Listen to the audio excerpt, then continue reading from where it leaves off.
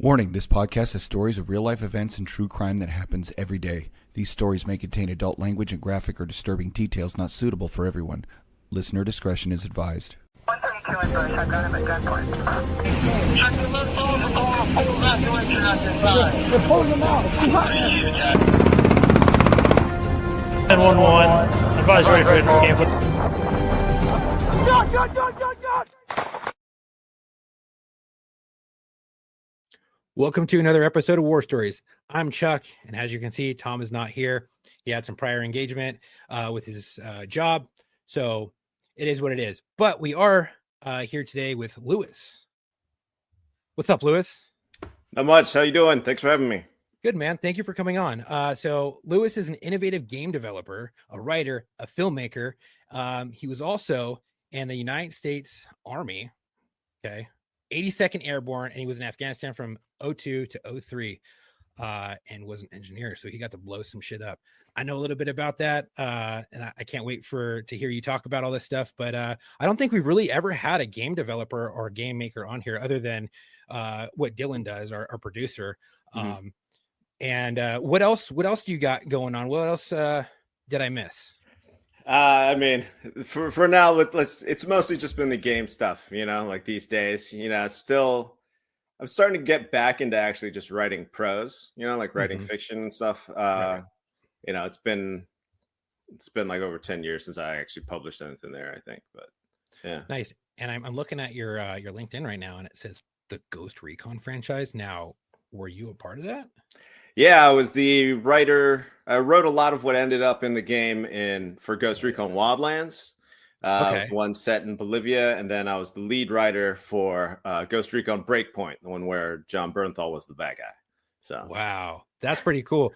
Growing up as a kid, I mean, this is pretty nostalgic for me because growing up, I used to love playing video games. I still like playing video games, Call of Duty, Madden, that type of stuff. But Ghost Recon, oh my gosh, that was the shit. That was before Call of Duty. That was so awesome. So getting to talk to someone who's been a writer on that, that's pretty freaking dope, dude. Yeah, so what was it like working on Ghost Recon? I mean, and did you get to meet Brenthal?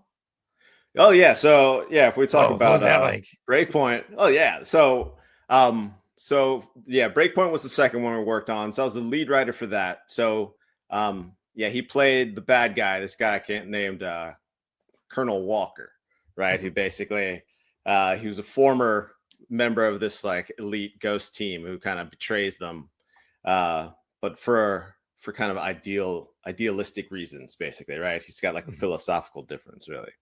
But Bernthal was freaking amazing. He was great to work with. Like it's kind of like, so all the actors that we worked with already, like they were all freaking great, you know what I mean? But like, he was still. Yeah, it's kind of like he kind of elevated everybody else, you know what I mean, in a certain way, because like a lot of these actors they worked with these cinematic crews like pretty frequently, you know what I mean. So they all like knew each other well.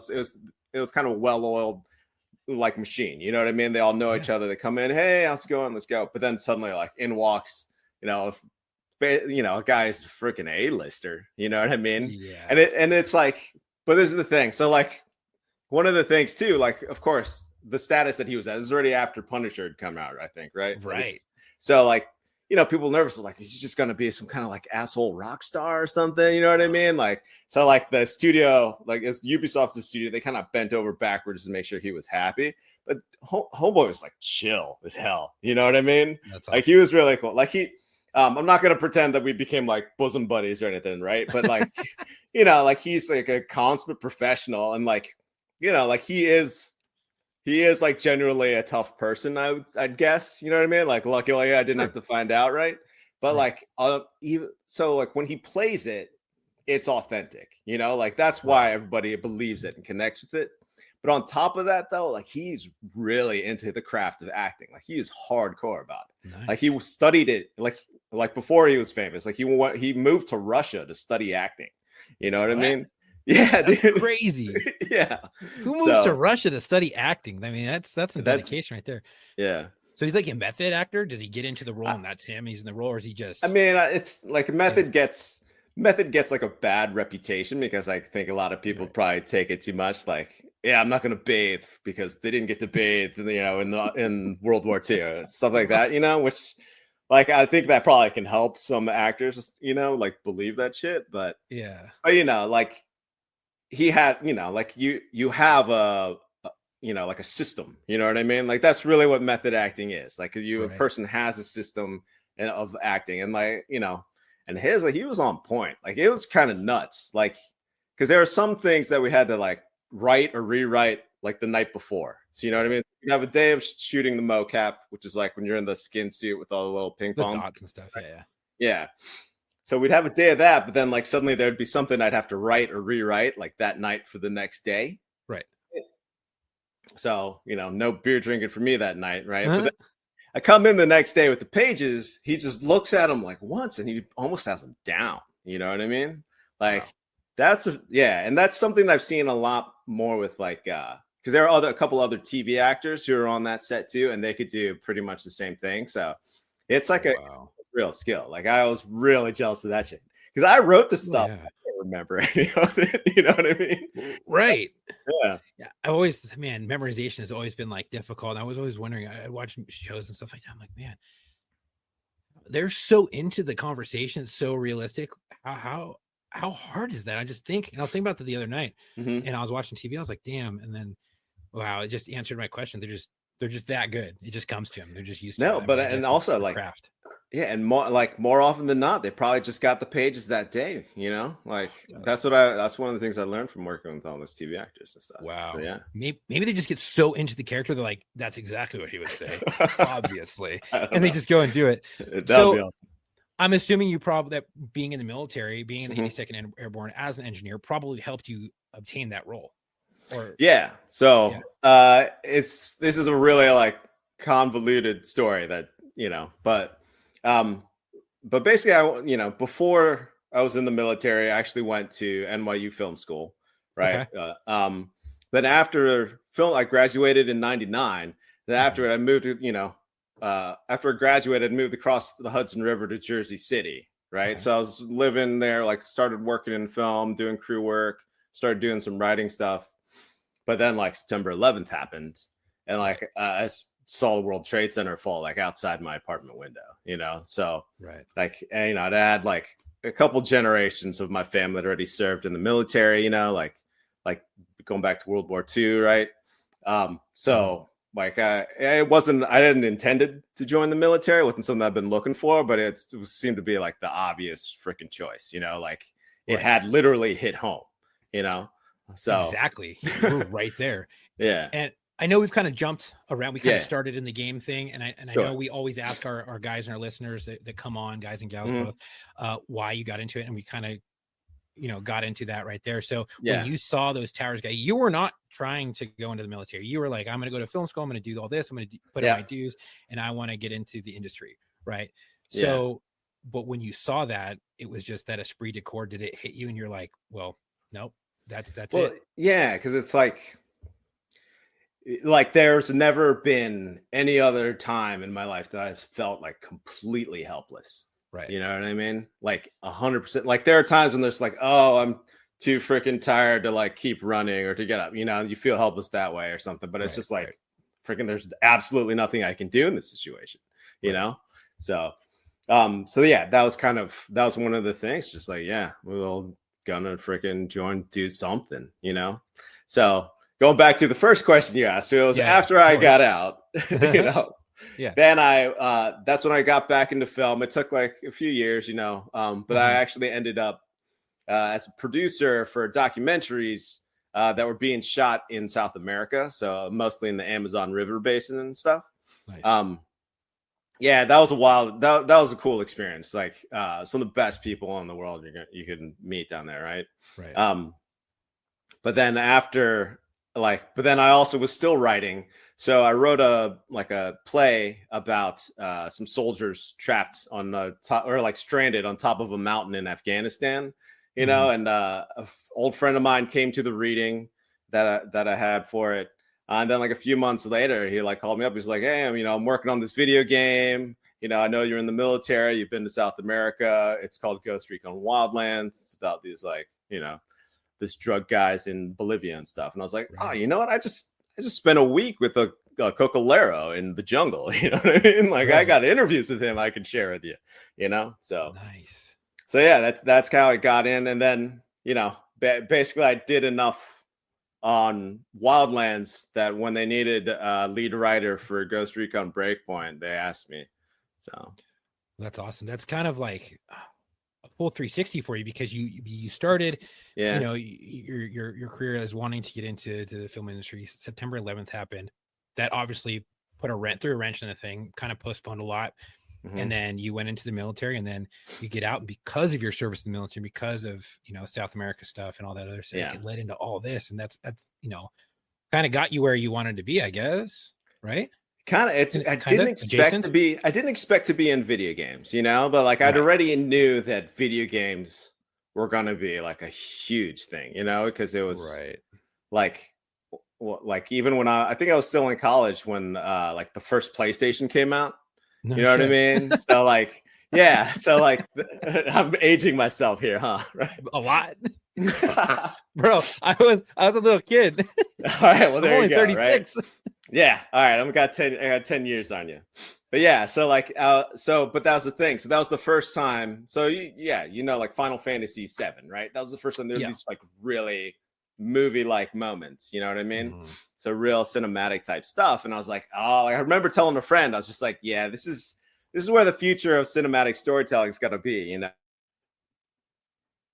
I don't think she believed me, but that's kind of where we ended up. So yeah, absolutely. I mean, now they're like little mini movies. I mean, you play Call of Duty and that's a masterpiece in itself, just with the storyline, and you're like, whoa, that's crazy. It's a movie, like little short movies, and it's so cool, and it really drives him. In my opinion, I like it. It drives the story, and it allows you to feel like you're there and immersive, and give you an immersive experience. I love that, and I think Ghost Recon did it kind of like that before it was popular with Call of Duty. And I love Ghost Recon. I'm pretty sure I played Wildlands, and I think I still have it somewhere. Yeah, man, go on my floor somewhere. That one. So that one, like they weren't really paying attention to what I was writing in that one. Right. You know what I mean? They're just like, make it realistic, right? Mm-hmm. So like, little did they know what realistic would actually be like. Right. So in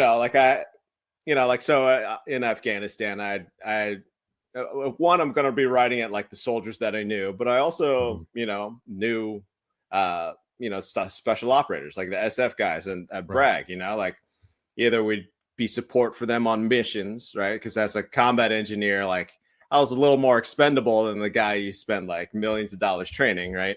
Yeah. But then also, I'd meet them like at the Brazilian Jiu-Jitsu gym or something where they'd kick my butt, you know what I mean, or whatever. Good training. So like I just wrote them, like as real people, which a lot of like Ghost Recon fans, a lot of them didn't like it, because they are expecting something that was a lot more like the way they write in Call of Duty or something, where like everybody's cool and gruff, so yeah, which is, it's a style. It's good. And there's nothing, I have nothing against it, but you can't pretend it's realistic. Right. So, but then like when we started writing Breakpoint, especially when Bernthal came on, where there are a lot more eyes going on, the project, and that it was a lot harder to write with that authenticity that I was trying for. So there are a lot more compromises, I guess, I had to make as a writer in that one. But again, like I think the end result, though, on the whole, is something that I think we can all still be proud of. Yeah, absolutely. And you got to work with Brenthal. I mean, the Punisher, bro. Yeah. That's fucking awesome. So getting into your military. Yeah. After, I know it's all over the place, but hey, that's how it is.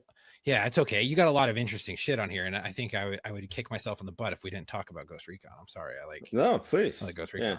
Yeah. But so you saw the towers hit, and it drove you to enlist into the Army. Did you know you wanted to go into the Army, and how did that look going in? Okay.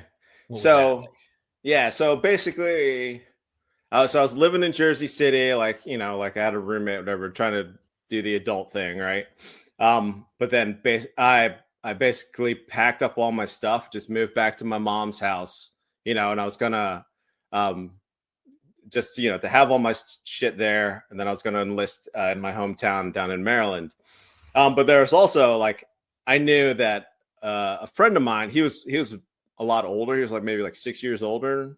Still is. He's like 6 years older, but he'd been an Army Ranger. Like he was like a police officer in Baltimore, and like those days he was like an air marshal already, right? Okay. Wow. So I was like, well, I think I should probably talk to him to see before I enlist, but he was an air marshal, so he kept like flying everywhere. So I never got a chance to like talk to him before I like went to the recruiter.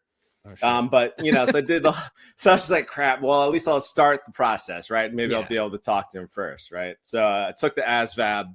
I actually did really well in the ASVAB, so they were like, okay, you can basically choose whatever you want, So originally my original plan was, okay, I'll do military intelligence. It's going to be that kind of war. When it's a war on terror, you're going to be like looking at satellite pictures or whatever stuff people do, right? But then, of course, when I go to MEPS, when you actually need to sign the paper, they're like, yeah, we won't have any spots for military intelligence for like 6 months or something. I was like, all right, well, I'm here to serve, like I kind of want to deploy stuff. And he was like, oh, well, we got you can be a 12th Bravo combat engineer of the 82nd. And I'm like, oh, okay. So kind of I went for it, because I was like, like I just wanted to get it started, like I had a fire under my ass. And I wasn't going to wait around 6 months. That's a good group of guys to be with, because engineers, I went through some training courses with engineers. Yeah, I myself was in the Marine Corps as an amphibious assault vehicle. I was a crew chief. Okay, we dealt with MICLICs on our shit. So we had rockets and C4 on board. And fortunately, tracks are shitty. Love the tracks. Still I fucking died. But they're just so outdated. And even when you throw a MICLIC on the back, I mean, it's not very fast. It's very struggling. Yeah, it's a struggle bus. It's 27 tons of amphibious death that goes 7 knots in the water if you're lucky, and like 20 miles an hour, maybe 30 on flat land. But you going down the hill, we can get that bitch up to 50 miles an hour. Believe me, just can't turn. But that's we got hilarious. to do some training with our engineers, and where we were in Lejeune, we were in the back of the fucking base, because we had to be next to the bay so that we could splash and do our training in the water. So the only dudes who were next to us was Recon and MARSOC. Okay, MARSOC just got brought back.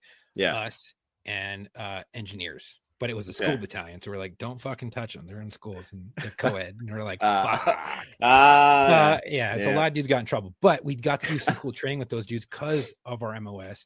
And I gotta say, engineers, bro, you guys get to play with some of the best shit.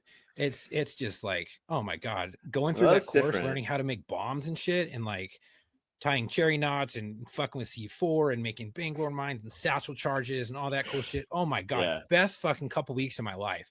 So, and you got to do that for a career. I mean, bro, and then you go to 82nd and get, I'm assuming, jump wings. Yeah, absolutely. I had to get the wings. You have to get the wings there. I don't know. It's kind of like it's very flashy and everything. And like that's so cool. The when you're in the 82nd, it can be kind of a pain in the ass because so much of it's like pomp and circumstance. You know what I mean? Right. Like with the jump, like going running in the jump boots that you got to all spit polish and stuff. But that's the thing. Like I actually deployed. I think I was deployed a little bit more than I was actually in garrison. It was, or maybe it was about even. So did you do a 3-year contract? Yeah, I just did a 3-year contract. So maybe it's probably just a couple months that I was actually in garrison more than I was deployed. I don't know. I'm probably talking shit though, right? But my best friend was 82nd. Same shit. Yeah. So I deployed. So first guys to go to Afghanistan. Other than Ranger Bat and like the Secret Squirrel Squad, were like 10th Mountain and 101st, right? So, but then for Operation Enduring Freedom 2, that's when the 82nd came. So I wasn't at first slated to go. I was assigned to a different battalion at the time, because it was set up differently than the brigades that the military probably had near there. But basically, like the engineering battalion would be like split up and like, okay, you're supporting this infantry battalion, you're supporting this one, you're supporting this one, right? But you know, there really hadn't been like a surge of people enlisting, you know, even after September 11th. So they're like, all right, well, no, that's the thing. Like a lot of people don't actually realize that, I guess, you know, they don't think about it because there are a bunch of people who did enlist, you know, like myself. Right. And that's my co-founder was also the same, right? But you know, I don't blame anybody for not enlisting. Everybody has their own calling, I guess, right? Yeah. But like I don't like none of my other friends enlisted or anything. So you know, that is what it is, right? Yeah. Sorry, where else was I going with that? But yeah, so they filled up the battalion that needed to go with people from other squads. So I'm there with like a new freaking squad. They don't know who the fuck I am. You know, they just gone through like sapper school together, which is like, so you're familiar with sapper school. It's like, but explain it for everybody else. Yeah, sure. So basically there are several different tabs that you can get on your shoulder in the military. Like there's, you know, special forces tab, there's like ranger tab, there's also sapper tab. So the sapper is basically it's the name, the word means combat engineer. It's the same kind of thing, but in the US and the US military, they're the people who can pass this more specialized school. I mean, I don't think I probably would have done well in it. You know, like I was never like a PT horse or anything, but I never had the opportunity to go because I was freaking deploying so much. I was getting my training on the job. Fucking trade off, I guess. yeah. But it's a really respected school. A lot of people say, some people will claim that it's harder than Ranger School because there's also like because there's like a school part of it too. Right. You know what I mean? Like you got to do calculations and stuff, which I guess you like, maybe you don't have to do the same as many in Ranger School, I guess, but right. I don't know that. But anyway, so yeah, I deployed with them for OEF2. And then when we came back, that battalion, they're kind of starting to like, there are already rumblings of Iraq at that point, right? Yeah. But then like some guys who our replacement battalion, some of them they pissed hot. Basically, they're in Afghanistan. They tried to hash. You know what I mean? Of course. Like, I can't. Like, what are you gonna do? You know what I mean? So basically, they were like, "We need volunteers to go replace these people." And like, nobody raises their freaking hands. They're like, "We need E4s." So I was just like, and I was the only E4 like standing in the fucking formations. It's like, shit, you got promoted quick, huh? Well, I had a college degree, so I came in as the E4, right? Fuck, really? Yeah. No shit, huh? Damn. Yeah. So that was something that some people held against me for sure, right? But yeah, my boy Kenya, his name's Kenyan Jewy, and he went to Notre Dame, and everyone's like, "Why the fuck didn't you become an officer?" He's like, "If I ever want to do a career, I want to be respected." And he's like, "I'm not going officer right off the bat." And I was like, "Hey, fucking props, bro." Did he stay in? No, he ended up getting out and utilizing his degree for fucking the oil field, making a shit ton of money there. There you go. It's like an engineer or some shit for the oil industry. I don't know. But he it took him forever because when he came in the Marine Corps, they're like, "You ain't getting special fucking treatment. We'll make you a Lance Corporal. That's it." Mm-hmm. And I was like, He promoted quick though. I think he was a sergeant when he got out. That's what one of the incentives I guess they were given, right? Yeah, absolutely. But yeah, so I volunteered. Then my buddy Pedro, he was still at E3, like a PFC at the time. He was just like, "Well, fuck, you're going, I'll go." So we volunteered for OEF3. So we were there for most of that also. So oh, nice. So did you so obviously you went to engineer school and you just didn't go to the sapper school. So exactly, did you guys get to deal with those I know that engineers, at least in the Marine Corps, when I was going through in 07, 08, and 09, 7, 8, 9, 10. Yeah. They had almost looked like a fucking Abrams, but it had a grate on the front where she would push through minefields and blow up. Oh yeah, like the sweepers. Did they have the flails on it and stuff? I think so, and it would shoot out flags at the back end to show your path. But I was like, that's fucking cool. Yeah, those things we didn't get any of that shit. So No? like we're airborne, so we couldn't jump with it. We didn't have it. You know what I mean? Nice. So what did you Um, have? What was Okay. that like being Yeah. airborne engineer? Well, so most of what we had these like really janky, like metal detectors, basically, and like so in Afghanistan, there's actually a lot of iron in the soil, especially at least where we were in like the eastern mountains part. So like it was almost useless. The thing would just go off at anything all the time. Yeah. And then Obviously. the ground is also really freaking hard too, because at the time when we were there, there'd been like drought for like years, right? So the ground is just like almost as hard as rocks, right? So those little like needle looking things, those pointer looking things that you're supposed to use to probe for mines, like they were freaking useless. So we just take out our K-bars and like start digging into the ground, Yeah. So that was most of what we have. Like my barracks roommate though, on our first deployment, like his squad, his team got to have the robots though. So so that was like it was cool because like his picture was in like whatever, like 2004's Guinness Book of World Records or whatever, because like our unit was supposedly the first to have like robots on the battlefield. So I remember because they were called they were named after the Addams Family characters. So I think the one we had was Fester, I think, for Uncle Fester. Yeah, it was really like, I don't know like where these names came from, but it was like, yeah, all right. Yeah. But it was funny because like, we got to train with them at least. Like I didn't get to use them in the field like some of these other guys did, but we trained with it still. But of course, it's like a remote controlled vehicle with like a camera and like there's a speaker on it. So of course, like my team leader just takes it, cruises over to the line, going to the PX, starts talking to girls through like the robot. He's like, oh my God. Of course. Yeah, man. Leave it up to the youngsters to freaking do some foolish stuff. That's funny. Exactly, with like your millions of dollars worth of technology, I see why we always got yelled at by the command staff, and we're just like, we're just fucking around, like, whatever. But like, dude, that's millions of fucking dollars, dude. Yeah. Like now I look at it, I'm like, dummies. Like, what are you doing? Exactly. But that's hilarious. It makes for great stories. So that first deployment, what it looked like and how was it? I mean, so it was real early. So did you deploy to Afghanistan? Unfortunately, I got a lot of stateside fucking deployments, Okay. and I didn't get to go and play with my toys. Hey, no worries. Overseas. No, I got no worries. in the department in law enforcement. Yeah, well, that's a whole different other kind, right? Yeah, it's different. But it was very early, obviously, when we went. So like we actually went early enough that I actually went on like the last mission for Operation Enduring Freedom 1. It was called Operation Anaconda 2 because the 101st had actually sent their engineers home already. So their engineers were like their combat engineers were chilling in Germany. They're like, no, we got another mission, right? So this like, well, let's get some engineers from the 82nd that's here, So like, nice.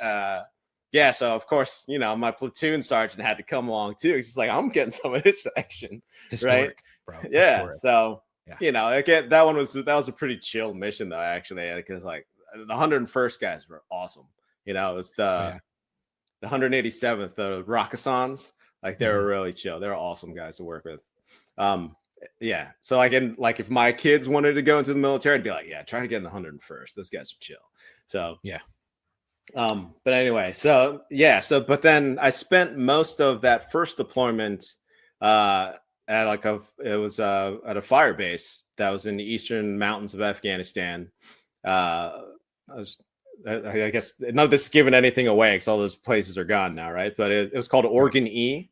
But when I got there, it was basically just like it was a little more than 3 holes in the ground around a house. You know what I mean? Like one of those triangle type bases, right? So like a lot of our time was like spent shoring up the defenses of that. But then we'd also, we'd go out on missions with the infantry and in support of the SF team that was based out of there. There are a couple different teams that went through there when I was out there. Like a lot of that would be like, if it wasn't, just searching villages and stuff, it would be like, oh, well, we found a weapons cache. Let's air assault in the engineers and they can blow it up, Right. So, I mean, there's also stuff that, because, they're given bounties on everything too. So people would come in, they like, you know, Afghani people would come in with like little stacks of like landmines and stuff, you know, and be like, hey, like, give me some money for these. And then, you know, this is from the Russian war. Exactly. Back in the day. Oh my God, dude, there's some really old ass bombs that we would find, you know, like sometimes we'd go out with EOD also, because they would be like specifically like, yeah, the locals are reporting that there's like a bomb over here. And some of this shit we would find, they'd be like bigger than your like hot water heater, man. And it would be like clearly Russian. And I just have this distinct memory of us standing over it with like the EOD guy. And he's like, yeah, we're just going to leave that here for now. You know, we're not messing with that.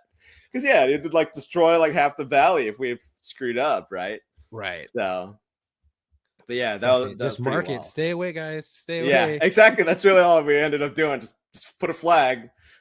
You know? That's funny. So what was some of the most memorable times on that first deployment? That first one, man,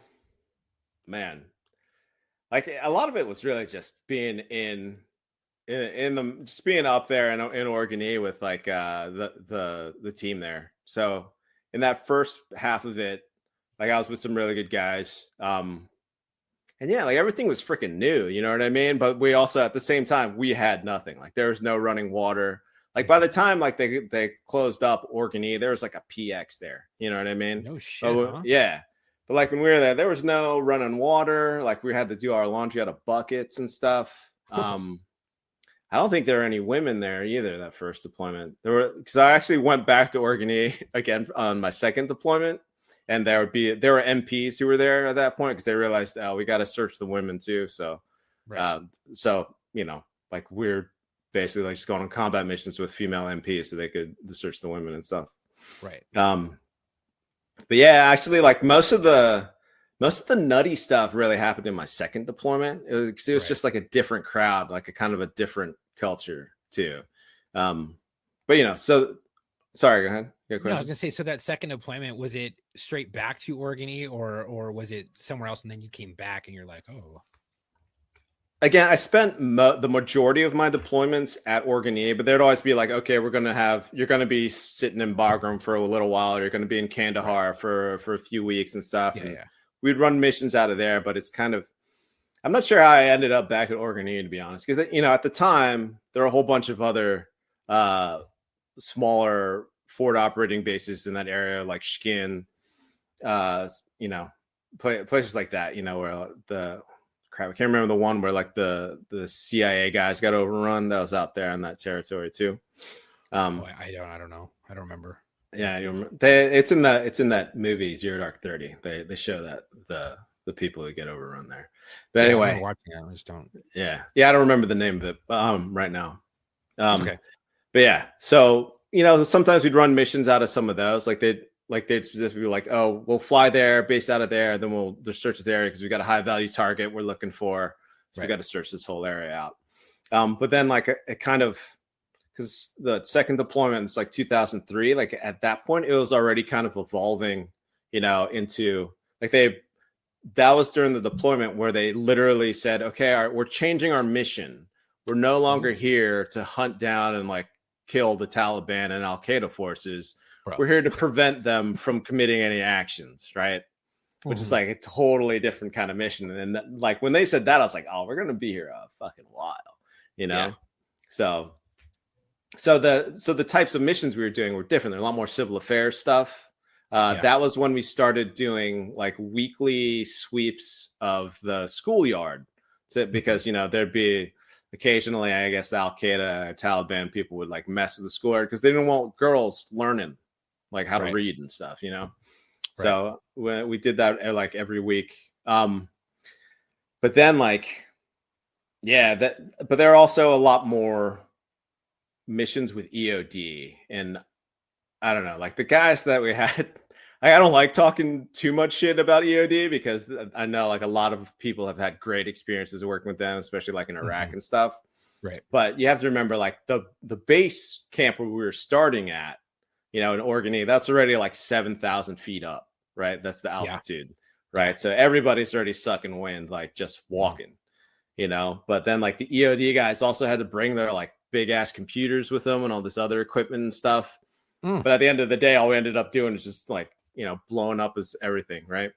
But yeah, there was one particular time, like this was already like everybody was already tired, like and in that deployment especially, that's one where they kept delaying redeployment back to the States. That like there'd be a time where like, okay, this is the date you're gonna leave, but then it'd be like, oh no, something came up, you're gonna have to stay another month. So you're not good enough, so there are people who are like, their little kids were like mad at them and stuff. You know what I mean? Hurry up and wait. Oh man. Yeah, but then they just kept extending and extending. So like morale was already kind of shit at that point, like people were pissed off. Because you guys in the Army, you do fucking deployments. Like Marine Corps, we'll do like a 6-7 month deployment, come back for a little bit, and then you can go back out. But for the most part, a lot of guys would do one deployment 6-7 months and that's it. I mean, I've heard some 10 months, 11 months deployments and things like that from the Marine Corps side, but for the most part, majority was 7 months, 6-7 months. Yeah, most of the Army 13, 14. Well, back then they were short. They were still short. The first two were pretty short. So that was the thing. So imagine you're expecting to be someplace 6 months, right? You tell your little girl back home, like, yeah, I'm going to be back in 6 months, but now it's like 8 months. You know what I mean? Oh yeah. So like people were like, morale was fucking low. Like people were pissed. So like there's this one like I can't remember how they even found it, but they found this big ass weapons cache in the side of a mountain. Well, it didn't look that big. It looked like about like a couple dozen mortars or something, right? Now in the caves in Afghanistan, like they're not like in you see in the Rambo 3 where like they're like riding their horses through the caves and shit. Like it's nothing like that. It was more just like a kind of hollowed out part of the mountain, right? So like the size of a shed, maybe, right? So there are a couple explosives in there. We're like, all right, we're not going to move any of that shit, but let's wire it up. So we'll set it off, and that'll be it for this one, right? Right. But exactly, blow in place. But we were, again, we were even higher than the 7,000 feet up. So like everybody's hurting more. So like we didn't walk far enough away. You know what I'm saying? Like that was like when my squad leader, he was just like, yeah, let's just stop here, man. I'm just like, shouldn't we get a little further, Sergeant? He's like, no, there's like a ridge here where we'll be safe behind the ridge. You know what I mean? So, and they're just going to radio detonate it, right? So, which is some of the EOD equipment. That wasn't some of the stuff that we got to have. Did you guys use the CD450 or the fucking Zoom? No, it was like something I didn't know. I didn't get to handle it. But it was like it looked like a really big, chunky remote control with like buttons. Oh, never seen that one. Yeah, no, most of the stuff we did would be the one that you twist and pull. That kind of modern demo stuff. Yeah, with the dead cord blasting cat, just fucking. Exactly. Yeah, but this we wanted to get further away, so they were using this radio controlled thing. So of course, like so you got on the one side of the mountain, there's this cache of weapons. On the other side, there's a village, right? Of course, as soon as we're set up, we're all ready to go. We see this little kid running, like just walking, like chilling. He has no idea what the fuck's going on, right? So the Terps just like start shouting at him, just like, "Hey, get the fuck away! We're gonna blow this thing up." So you see his little legs going all the way back, right? So, but then and of course EOD and like my squad leader standing on top of this ridge line. They blow the weapons cache. Of course, it's so much of a bigger explosion than anybody expects. Like it practically takes off half the freaking mountain, right? Shit. So meanwhile, we're all like sitting in this formation, pulling security ever, and then these freaking rocks like start falling. And the rocks are getting bigger and freaking bigger, right? So everybody's fuck. You just like I curled up like our medic though. He was the smart one, right? Like he just started just like looked where they were coming and stepping from side to side and dodging them, of course. Yeah. Right. So of course, like EOD guy standing there, he's just like, I guess there were more explosives under those explosives that we saw, right? Oh no shit, huh? Yeah. Maybe. Don't say, dude. Half the mountain's gone. Yeah. So, but then of course, like I see some like kid, some infantryman across from me, like he just starts shouting, "Oh God!" He tears off his helmet and shit. So I have no the fucking idea what's going on, but I just yell medic, and then that's when like the freaking So apparently that guy, he got he got medevaced. Apparently his like ankle got like turned to like hamburger because something hit it. Oh. Yeah, so he was just his career was over.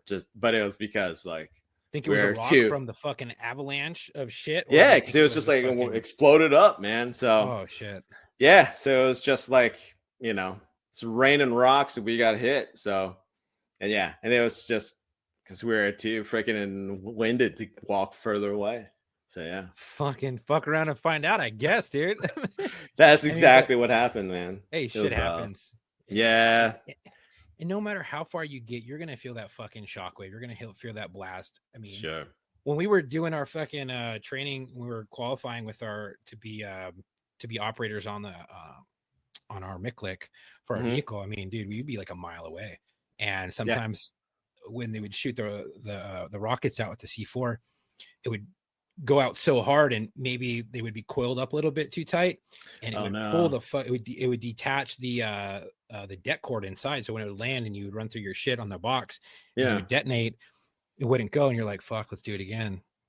Run through the whole thing, you're like, fucking detonate, nothing, and you're 150 I want to say 150 yards away, like, because you have that guide rope that's just like 150 50 yards or whatever, and then you have all that C4, and it's fucking a shit tons, 1,750 pounds, I think. And oh my god, and it would blow up, and you'd be in the vehicle, and you'd be like, that wasn't too bad. And then when you get to watch that shit, you would feel it so much more, and you're a mile away. It's like the closer you were, you didn't really feel it too much, and then you're fucking in a vehicle, and then you're way far back, and you would feel like in your chest, you're like, holy shit, and you would see that shockwave moving through the high grass. You're like, that's sick. No, it was. So, because in Afghanistan, I'm very confident in saying that we blew up tons of unexploded ordnance and weapons caches, like tons. That's so fucking cool, bro. I mean, dude, I loved playing with you guys. I mean, not in that sense, but playing with your toy. I mean, it's just not going to sound good anyway. I'm going to say it. So let's just fair enough. I like to play with you guys' ordnance. There you go. Dude, and we would. That's a new euphemism. I thought it was a Navy thing, man. What's going on?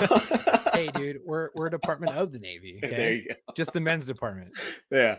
We're still a little. It is what it is. We're comfortable. There you go. But that's the word.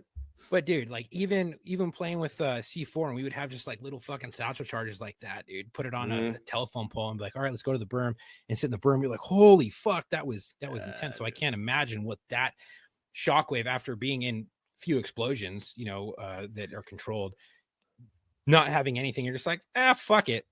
What that could feel like. I mean, what did that feel like when it hit your chest? I mean, did you get to feel it, or was it? Because we'd always try to get far enough away, but that's the thing. Like when we were too close, like you're kind of too scared to realize, to feel it. Because that's the thing. Like out there in Afghanistan, as opposed to when we would demo stuff, in like a Bragg or something.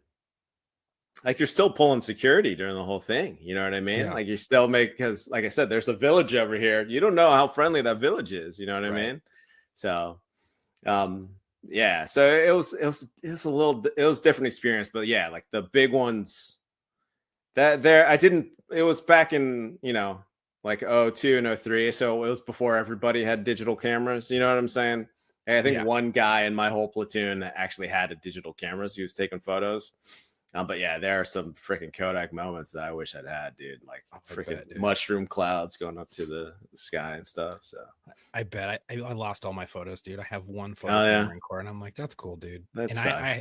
I had like that little 5 megapixel camera that was like this fucking big, and that was great for the time. And I lost all of them. I put those fuckers on MySpace, and it's a big that's fucking. It's all gone, but that's a shame. Did you guys have CD450s when you guys were in to blow ordnance in place?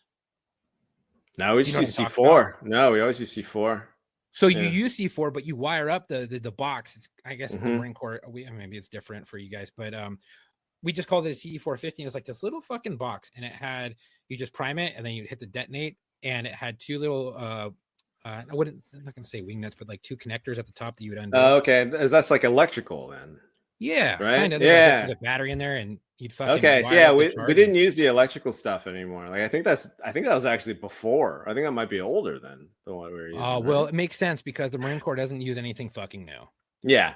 So I think so because they called it the modern demolition system. So that none of it was electrical. Like it was, so you take the C4, you punch your hole in it, you put the blasting cap, Yeah. and then you run out your deck cord to your command line, and then then you put your thing in the end, which is just twist and pull. Yeah.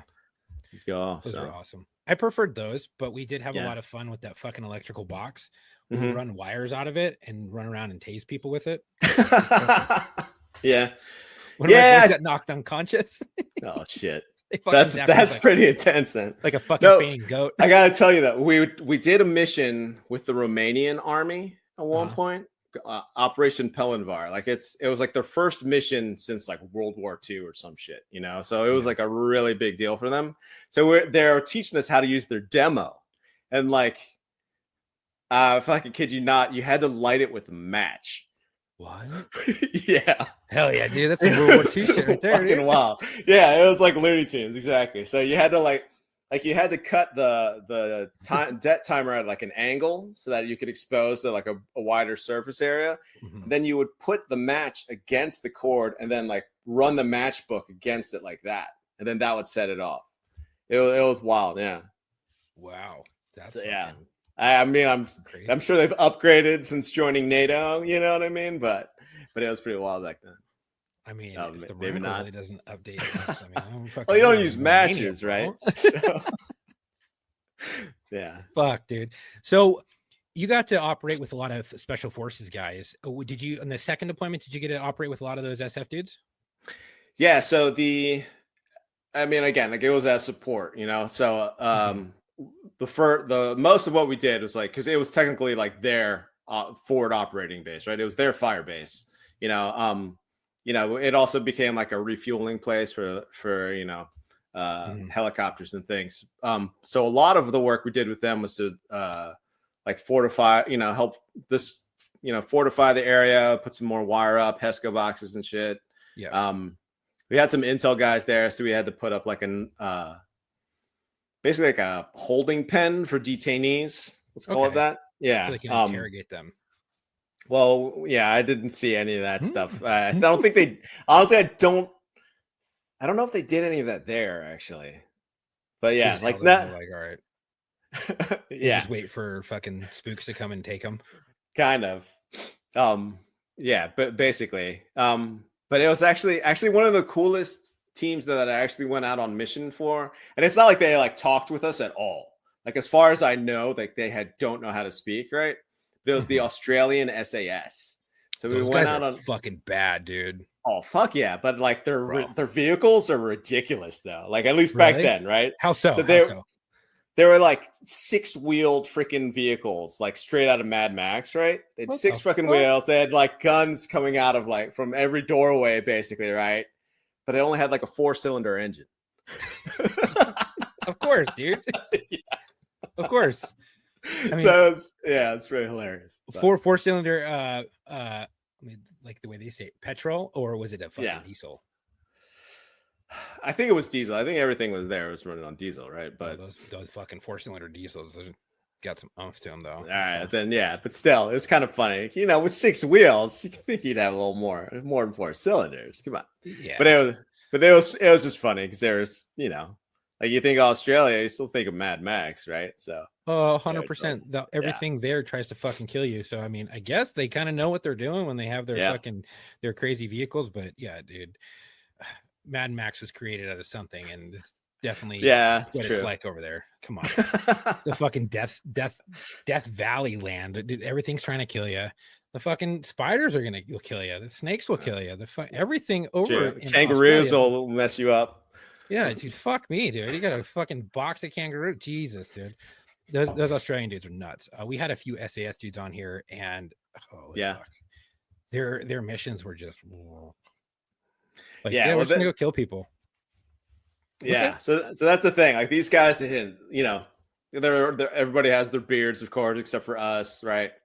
What? So That's bullshit, bro. You get 82nd attached wasn't to special allowed. force. Yeah, I get it, but you're attached to special forces, you know. Come on, let me grow a Yeah. fucking beard. Let me have something. Yeah. Yeah, it was weird. Like during the second deployment, because again, it's the 82nd, right? So Yeah. during the first deployment, we could get pretty lax.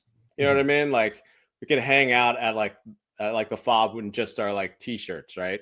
Right, But then like they started locking down on the second one, and they were like, no, you have to wear your uniform properly. You know, like if you're in Bagram, your shit better be pressed. You know what I mean? Like, Fuck. yeah, it was Like, bro, pretty. dude, we're willing to die, and it's hot as fuck. Let us wear Yeah, what we want. Who fucking cares? yeah. That's actually the philosophy of the Foreign Legions combat engineers. So they always dress differently. Yeah. So they're like, yeah, I guess like in World War One, they would just die so fucking frequently. Like the attitude is just like, all right, just dress however you want, you know. So like when they go on parades, they're always the guys with like big beards and stuff, because just to be like, yeah, we're not gonna dress like everybody else. You don't have to. So. Yeah, and they were all, I think the Foreign Legion was created out of criminals to give them a second chance so that they could go and fight. Yeah. And if you live, freedom. If not, well, you were in prison anyways. So yeah. Yeah, there you go. So you went to Afghanistan twice. Mm-hmm. Did you get in any crazy firefights? I know my buddy, he was an airborne, and he went, fuck, he's my best friend, dude. He used to one of the original hosts of this podcast. Okay. And then I took over for him when he had to take off. But great guy, fucking best friend. But he was an airborne, and the shit that they dealt with was fucking wild. And I was like, holy shit, like constant contact. Was that like, what did you guys, because you're in there in 02 and 03, were you, and I assume Iraq was probably a lot hotter, you know.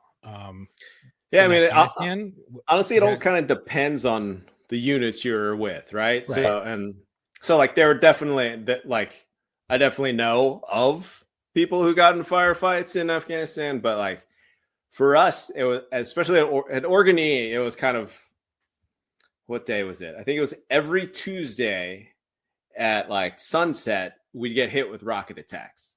Right. Course. Like, and it was like on the nose. Like it was like clockwork. Like they literally had a schedule, you know, like, okay, it's Tuesday. What time's the rockets coming? So of course, like the first time you like, you know, you're a little bit like, oh fuck, it's rockets incoming. Yeah. But then like you realize that their aim is like shit, because what they just end up like, literally they'd like make rebar, they'd make all these little like spikes, and then they'd line up all the rockets on these different rebars and then just set them off like in a row. So they weren't really aiming, you know, they're just sending them in our general direction, right? I wonder why. Like, what's the fucking point of that if you're not even gonna aim them and you're just gonna fucking set and run? Yeah, I think a lot of it was actually propaganda. So because they would tell like the locals, you know, because we I guess my squad leaders would always get friendly with like the civil affairs guys and stuff, and you know the SF guys would always talk to civil affairs guys and be like, yeah, so the propaganda, like the stories around the area is that like this like 30 of you guys died, you know, so they would like, oh, faking the funk, huh? Exactly, and they would be like, they weren't even like within our perimeter, man. So yeah, so idiots, dude, what are you talking about? Yeah, so I think it was really mostly for propaganda, just to like show that they're still there to the locals and stuff. Right, to keep the people oppressed. Because so a lot of people don't know it, but we actually my brother-in-law, he just he married an Afghani woman, and she was fucking awesome, dude. She is great. Yeah. She's an American, right? Yeah. But she remembers her time in Afghanistan and remembers what it was like before the war. And before the Taliban came in, before the war, but just before the Taliban came in, she's like, they were in school, they were doing shit. She was like, it was beautiful, and we were just farmers, we were just getting along. And then all of a sudden, a lot of people don't think, they think the American oppressors, the whitey the oppressor, came in, right, and was like, this is our fucking land. Like, no, dude, like we were trying to help liberate these fucking people, right? And trying to find, you know, weapons of mass destruction, obviously, because you guys just someone adjacent to the terrorism, whether it's in that area or not, fucking just blew up and a bunch of 2 towers, and you know, a bunch of terror attacks just happened on U.S. soil. But you know what people don't understand is that we were trying to help liberate these fucking people over there because they were being just destroyed by the Taliban. And she was telling me, like, it was horrible. The Taliban would just oppress you and fucking keep you down. They wouldn't let you go to school. And then finally her family had to fucking flee. And I was like, damn, that's crazy. And it's just listen to her stories. I'm like, oh my God, I would love to get her on here, but I doubt she would come on. But that's it's crazy. And I think a lot of people don't understand that. Yeah, no, it's brutal. Like, because like we talked to the Terps about it and stuff, like, well, what are the Taliban really like? And they'll be like, oh, if a woman is suspected of like adultery, they would just stand her next to a wall and like push the wall onto her. Jesus, like that was like, okay, that's one way to deal with it. Yeah, dude, that's nuts. Fuck. Well, so you were in Afghanistan and then you got out and then you started your work as in the gaming industry, and that led to some other things. What did that lead to? Yeah, so basically now, so I've worked in the video game industry like 10 years. And basically I was in Sweden for a couple of years. What was it? 21 to like 23 or something. Okay. And then after but I met another veteran there, Matt, who was actually working as a level designer. He came back to the States a little bit before I did, like a year or so. But then I came back when my work visa ran out, and then, we kept in touch. But at one point, we were talking on the phone. He's like, yeah, there's this game I want to make. I've been thinking about it for like ever since I was first deployed in Iraq. You know what I mean? And my idea, my thinking, because again, like I've already produced films before, so like the whole like business setup part of it wasn't foreign to me. I was like, well, let's just freaking make it, man. Right. So, like you're a Ghost Recon fan, you play Call of Duty and stuff, like the games like used to really try to feel authentic. They were still very accessible, really easy to pick up, but like you could be like, okay, this is conceivably what an SAS guy would act like or something, or this is what a special operator, this is what their life could be like. But now, like, you play Call of Duty, like you can play as Nicki Minaj, you can play as you know what I mean? You play as Ninja Turtle and stuff, and like so more and more of the games we used to play, like Rainbow Six Siege is another Tom Clancy game, right? But now they have like CP3O is in that or something, so it's just like all these games are kind of getting more and more like Fortnite, like you're saying, right? Then on the other side of the spectrum, like the military stuff, like there are these games like Arma, like Ground Branch. They're much more intense with like the desire for authenticity, especially coming from the fans. Like there are some games like Squad or something where like apparently like people will make you salute them and stuff, like even though you're like just playing, when you play together. Yeah, so there's this big gap of all these games that we used to play, like, or that we even started working on, that tried to feel authentic, but we're still really accessible to people. So we formed our own game studio trying to fill this gap. So, we're two combat veterans and we're making combat games. Dope. And is that Old Glory Studios? Yes. Sorry, that is Old Glory Studios. Yeah, there you go. Yeah. So if you guys want to check out Old Glory Studios, it's https:// oldglorystudios.us/. If you're watching this, you can look at it. It's up on the screen. If not, it is oldglorystudios.us. Type that in, check it out. I think that's fucking awesome. Before we start, I completely forgot. In this podcast, we're all over the place. It doesn't matter. Cool. But when you were in the military, so you were not only an engineer, you're not only a game designer, you not only operated with special forces, in Afghanistan, and you have jump wings. That's fucking awesome. But you were also a fucking chaser, which most people don't know what that is. How the fuck do you do that? How do you go from all that stuff to coming back to the States and doing chasing duties? Well, it was a detail, so it wasn't like an actual role. I don't know if how it is in the Marines, where it's not like it was my full-time job. Like no. Detail, Yeah, right? I was a chaser too. Okay. You got certified. Your shit. You got a little fucking thing that says you're a chaser now. Exactly. Trainings, I think, with MPs or some bullshit, and then you got to chase. You got the escort. Transport. Yeah, escort. So basically, we had someone in our battalion, an engineer battalion, who was a crackhead at the end of the day. Like he was just really into his cocaine or something. So he ended up stealing a bunch of stuff from like his barracks roommate. Well, actually, because he was actually married, so I guess his wife kicked him out. So he ended up moving into the barracks, and then he started stealing stuff from his roommate or something. So yeah, he got caught. He got arrested. So I had to keep shuttling him from Bragg to Lejeune over there. They needed an E5. That was me. Yeah, it was kind of nice. It was kind of like chill, actually. I mean, the worst part about it was the guy had a mouth. Like he just liked to talk. You know what I mean? Like he's one of these worst. Which is just like, yeah. I mean, it wasn't like talking shit. Like he was friendly enough. You know what I mean? Yeah. But yeah, like some addicts, they'll try to like talk their way out of shit all the time. So know what you're talking about. Yeah, 100%. So yeah, but it was also like in that part of North Carolina, which is the state I'm living in now.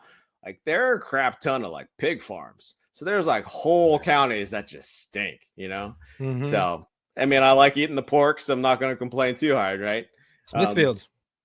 Yeah, exactly. Yeah. So, but it was cool. It was always like crazy to like see the Lance corporals shouting them down and stuff when you take them to the brig. But yeah, nothing too nuts though with that. But my last jump in division though, like it was a night jump, of course, and it was. I thought it'd be chill because there wasn't any wind really that night. Yeah. So I ended up falling straight down. And of course, you know, when you jump, you still have all your equipment with you, right? So I had my rucksack. It's like tied between your legs, and after you start falling, after your chute opens, you like pull the thing, and then it hangs down below you by like a lanyard type cord, right? Right. And then you got your rifle on one side. But you know, even though it's night, you can generally kind of see just by moonlight or just from the lights of whatever vehicles that people have because it's a training mission, right? But here I'm coming down and I see like the horizon is still going up, even though I haven't hit the ground. So I was like, fuck, like what the hell's going on?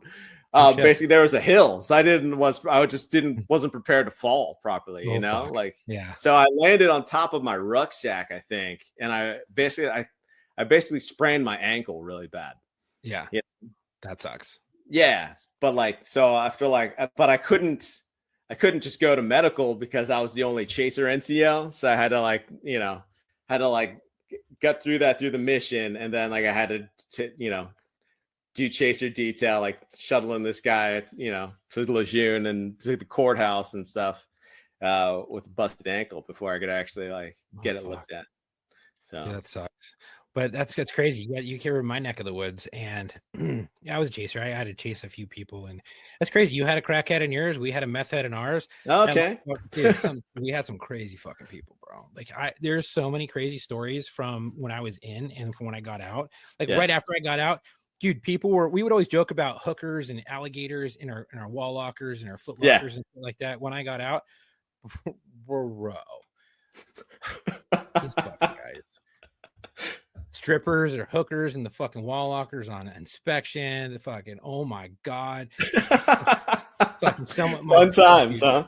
We would catch alligator, dude. My buddy Aaron's would catch alligators and do dumb shit with that. Oh my God. I'm like, dude, this is crazy. And we'd have to chase all these fucking yahoos. We had a couple people on our unit that were just fucking morons.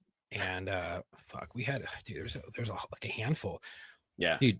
A lot of them were drugs, and the one was fucking printing funny money and going to the PX and buying beer and no shit. Shit. Oh, yeah. Another guy, a good friend of mine, fucking just back before we knew what PTSD was. Yeah. And back before we knew what fucking mental illness was. And he was an engineer before, and he was in the invasion in Iraq and did a bunch of crazy shit and had deployed like 6 fucking times. Then came to us and was trying to keep his career going, but he had been NGP'd so many fucking times for alcohol because no one knew that was just a cry for fucking help. It was or self-medicating or something. Yeah, he was self-medicating with alcohol, and this dude had mad PTSD, and he did some crazy shit. Luckily, we never had to chase him because we were like, dude, we understood, like you're fucking suffering, you're hurting, and we didn't get it. And man, and I feel so bad for the guy. He ended up taking his own life, but That's hard, man. That's yeah, rough. when he got out, it was fucking Yeah. rough, dude. I remember getting the call. I was like, fuck, god damn. Mhm. And Corcoran, rest in peace, brother. But anyways, he was one of the best dudes I've ever worked with, but one of the craziest alcoholics I've ever worked with. And holy shit, dude, he would do some wild stuff. See, this is the Oh my thing God. too, though. Like, what a lot of people in the civilian world don't think about is that you kind of want to have that crazy guy on your side, though. You know what I mean? When you're like deployed, when you're fuck, going, sure, when you're going into that shit, you need the crazy guy. You know, like you need him on your side. That wild card is going to get you through some shit. You know, so dude, we had a staff sergeant before we start cutting this. Started bringing landing this plane, but we had a staff sergeant, and he was adjacent to our unit, so we were in a specialized unit for the MICLIC shit, and this other staff sergeant was in this other unit. I want to say it was like Charlie Company or something. Mm-hmm. And he was in the first push in Iraq and the invasion and all that stuff and all of that shit. And this dude was blasted, like, I mean, head to toe, fucking tatted out. Yeah. And all of his tats, come to find out, were all of his kills. Holy shit, dude. He was one of the scariest motherfuckers I have ever been around. And you could tell. Yeah. You could tell he was not someone to fuck with. And I was like, oh, thank God I'm not in his platoon. But I really wanted to be in his platoon because that dude was a fucking nutcase.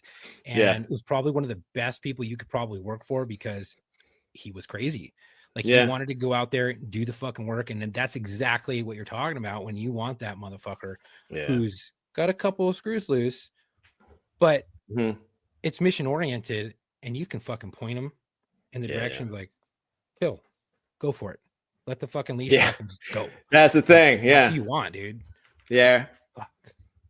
So. But I mean, hey, if you're struggling, guys, fucking talk to someone. I always got to say it when we talk about some heavy shit like that. Make sure that if you're hurting, you're struggling, it's okay. Or if you know someone it is, reach out to that brother, that sister. Hey, are you okay? That's something we like to push here.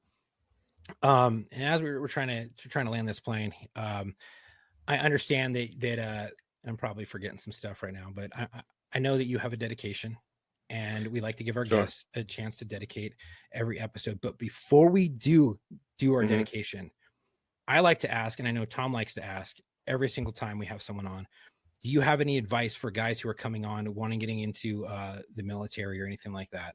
Do you have any advice for them moving forward? People trying to get into it? Or they could already be in, and maybe they're trying to navigate their way through the military, or maybe they're struggling. Any advice you have for anybody? Sure. I mean, one of the things that I wish I would have explored more, I mean, again, like I said, I had a fire under my ass, you know what I'm saying? Like when I enlisted, but there are like a crap ton of different jobs out there, you know, like when like when my first enlistment ended, that's the only time when I really started exploring what other kind of jobs I could have had, you know? So, but yeah, like there are so many different things you could do, things that'll teach you different skills. You know, like I met a guy who's actually like a translator. Like I guess he was technically one of the human intelligence guys, right? But he knew Chinese and like Japanese or something. So he just had like some chill deployment in like Japan, where all he really did was like read open source newspapers. You know what I mean? Right? That he and his wife get to like live in Japan. On Uncle Sam's dime, you know. So that's nice, dude. Exactly. So like definitely like explore and see what other options there are out there. It was funny. Like there was one guy and I met who's from Queens, but like his family had like a funeral parlor in Queens, and he was really disappointed that he'd become a combat engineer because he'd wanted to do like the funeral stuff in the military, you know. So like there are all kinds of things you can do, like anything. Like most of the stuff that you get won't actually translate into the real world, no matter what people tell you. You know what I mean? Right. You go to all your different schools and be like, oh yeah, you'll get college credits for this course. Like, nah, man, you're not going to get any of that stuff. No. You know, half the courses won't even be listed on your shit when you get out. Like I did some cool shit. I got all my licenses. I did all this other cool shit. I was a subject matter expert and blowing some stuff up. And then I went to some fucking cool engineer school. None of that shit made it on there. And how do I tell an employer like, hey, bro, I got to do some cool stuff. I know how to blow stuff up. I know how to do all this other shit. It's real technical stuff. Yeah. But that's the thing. Really yeah. So that's the other thing too. Like when you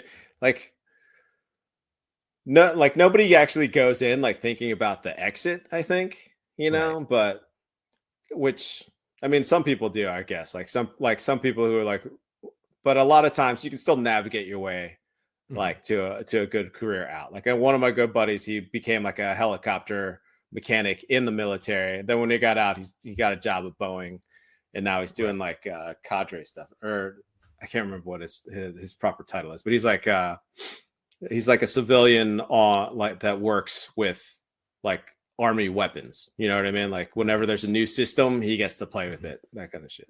Hell yeah, dude. Yeah. That's actually my next jump. Once I retire, I'm going over to fucking Northrop. Oh, nice. Okay, cool. Yeah, she's on the F-35. That's fucking dope. So basically, do your due diligence, know what you want to do, see if that can translate out to something else. If you're concerned about not necessarily, I mean, maybe career survival, maybe what can come next after the military, do your due diligence looking at what jobs are available, and then, because I mean right now we're in fucking kind of peacetime, do your due diligence, look what can translate out, go serve, get your college paid for, and get something that can translate out to that can help you and propel your career forward. Kind of you're looking at. Yeah, pretty much. Awesome. That's awesome. And then if you want to check them out again, oldglorystudios.us. That is oldglorystudios.us. That's awesome. Yeah, and if I can just add there real quick, we're currently we're doing like a crowd fund, but it's an equity crowd fund, trying to raise some money so we can finish our first game. It's a PvP 5 versus 5 game. And, we want it to feel authentic. That's the kind of game we want to try to get, but still easy to get. So check out the website. There's more information there. So. Okay. And that's where you can go for that crowd funding thing. Okay. Again, that is oldglorystudios.us. Go there for the crowdfunding. I'm going to fucking go there. I think that's cool. We need some new realistic games. That's awesome. And as a military member, I fucking appreciate it. And as we're getting ready to close this out, we always give our chance to a guest or a chance to dedicate an episode to a fallen brother or sister. And I understand that you have that dedication. Yeah. So I'll dedicate this to Sergeant Mike Caramore. Like he was my first team leader when I deployed to Afghanistan the first time. He would never say that he was the team leader that you wanted, because he could be a real hard ass and also kind of a smart ass too. But, like he was a hard ass for a reason. And he was a goofball, like in his own way, but he was what I needed coming in. You know what I mean? Like I had to get my shit squared away. Like he really got me there. After he got out, I think that's where he found some trouble. I don't know the whole story. We kind of lost touch there, but I know he had a lot of people who cared about him too, but he still couldn't quite make his way through it. So rest easy, brother. We've got it from here. I mean, that's so sad, dude. I mean, I feel you. I have my buddy Corcoran. I mean, we have so many. We could just fucking go and just start rattling fucking names. Like, it sucks. The more we get older, and the older we get, and longer time goes by, it's just demons catch up with people, and sometimes they don't have those coping mechanisms, and it's rough. So if anyone's out there and they're struggling, or you know someone's struggling, send that text. Hey, bro, you okay? It could change someone's life.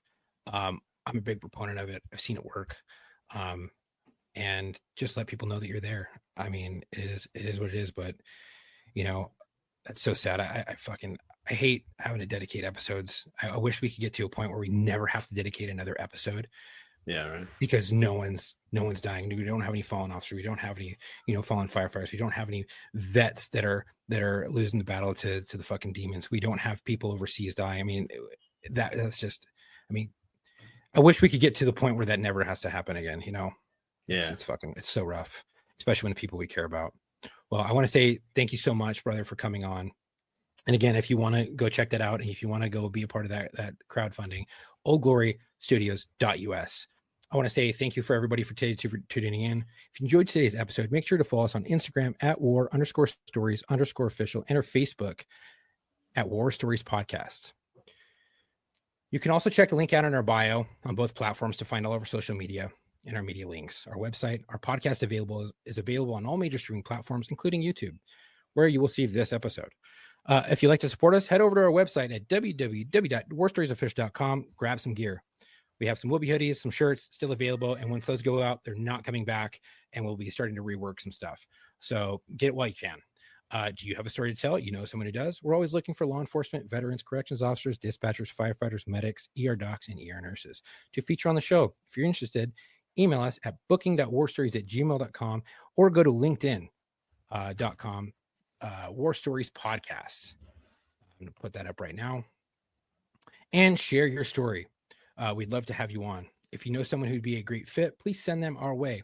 Also, check out our TikTok at www.tiktok.com at War Stories Locker Room.